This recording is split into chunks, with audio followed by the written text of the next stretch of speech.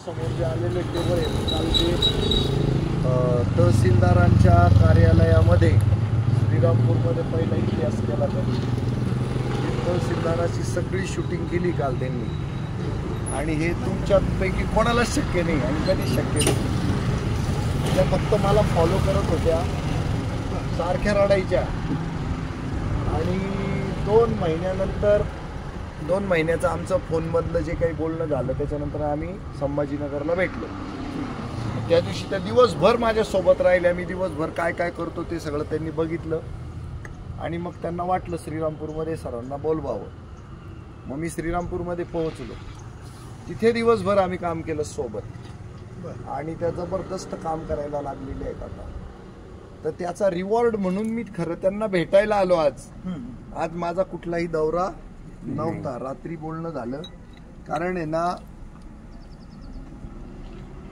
एक विधवा महिला या पद्धतीनं खूप शक्तीनिशी बाहेर येते आणि तिच्या ओरिजिनल तिचे जी काही ऊर्जा स्थान आहेत ती पुन्हा प्रवाहित करते आणि सगळ्या समाजाच्या विरोधात लढा द्यायला, संघर्ष करायला पुढे येते.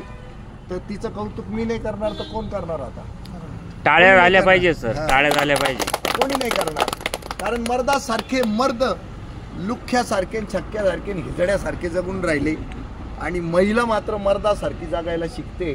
याच्यापेक्षा दुसरं काही काम असू शकत नाही. त्याच्यासाठी आलो मी, दुसरं काही कारण नाही माझं. कारण माझा दौरा ज्या वेळेला श्रीरामपूरचा होऊन गेला ना तर परत इथे येण्याची गरज नसते. स्थानिकांनी कामाला लागायचं असतं. तर आज जेवढ्यांच्या जप्त्या, आज सगळ्यांच्या जप्त्यांसाठी आलेले का तुम्ही? हा, तर त्या जप्त्या टाळणं, त्या जप्त्या कायदेशीर करणं, हे सगळे कामं होतील.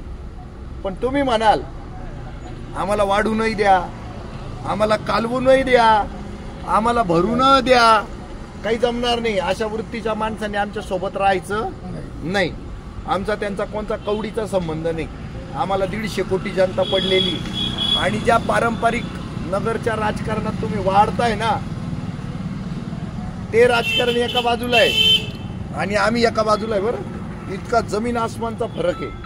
तर ते डोक्यामध्ये काही असेल तुमच्या ते सगळं काढा, नाही तर तुमचं आमची गल्लत होईल. बरं, आम्ही सगळं ना पोटाला टाच मारून काम करणारे माणसं आहे आणि तुम्ही सगळं राजकारण कसं पाहिलेलं आहे.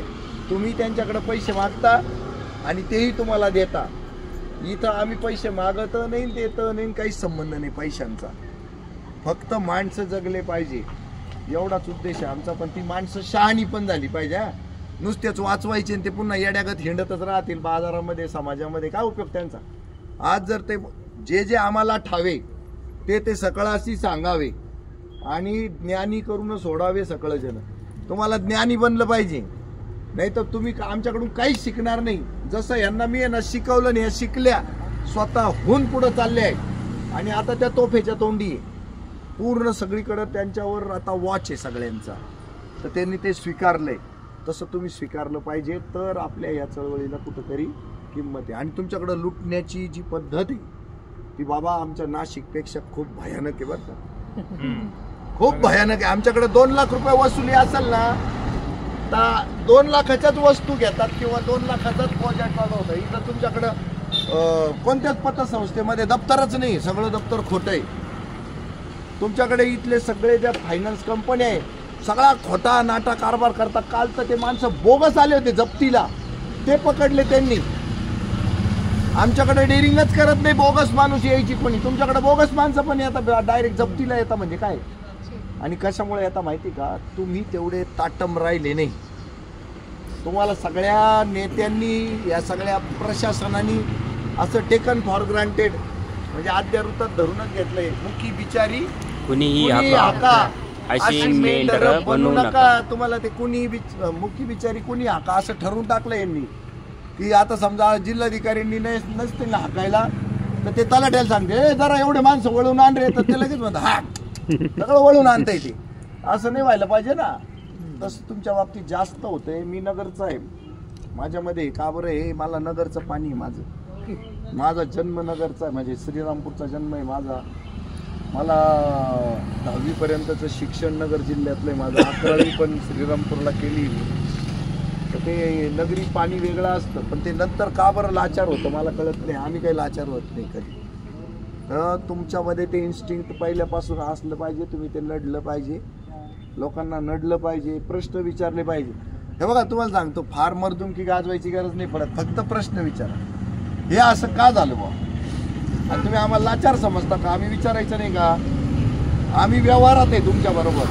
बँक असो, सावकार असो, फायनान्स कंपनी असो, एवढे कसे झाले हा विचाराचा अधिकार नाही का आपल्याला? आणि तुम्ही विचारितच नाही. दवाखान्यात सुद्धा तुम्हाला ट्रीटमेंट चालू असेल तर हे इंजेक्शन का असं तुम्ही विचारतच नाही. एवढ्याचं इंजेक्शन का दिलं बा तुम्ही आम्हाला? काहीच विचारत नाही. तुम्ही सलाईन का लावून राहिले विचारतच नाही. ड्रेसिंग का करून राहिले विचारतच नाही. एवढ्या चाचण्या का बरं करून राहिले काहीच विचारत नाही. त्याच्यामुळे लूट चालू राहिली. इथं सुद्धा आहे ना, तुम्ही गेले ना, बघा बिल्डिंग किती सुंदर आहे ना दिसायला, पण या डाकूंच्या गुहा आहे. काय म्हणतो मी त्याला? डाकूंचे डाकू बसलेले आहे. डाकूंच्या गुहा आहे. हे तुम्हाला लुटायला बसलेले. एक तरी काम फुकट देणारी बी इमारत आहे काही?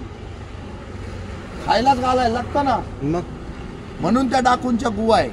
पण ते म्हणायची ताकद तुमच्यामध्ये येणं आवश्यक. त्यासाठी मी आलेलो आहे आज. ते सगळे मला तुमचे ते व्हिडिओ द्या, ते अपलोड करू आपण. अजून तुम्ही स्ट्रॉंग बना आणि काम करा यांच्याबरोबर बरं का? हा का? मग त्या बाई कुठे त्या पक्क्या लुटल्या गेल्या होत्या त्या? इतक्या लुटल्या गेल्या होत्या त्या. आणि त्यांनी पण यांच्या एवढाच माझ्याशी फॉलोअप घेतला बरं का. मी जरी नाशिकला होतो ना, तर त्या डोळ्यात प्राण आणून वाट पाहत होते की भावे सर कधी येतील, माझं काम बनेल. पण त्या दिवशी त्यांना काही न्याय देता आला नाही. त्याच्यानंतर या 1-2 महिन्यांनी त्यांच्या घरी गेल्या आणि त्याच्यानंतर त्यांना न्याय मिळाला. विचार करा.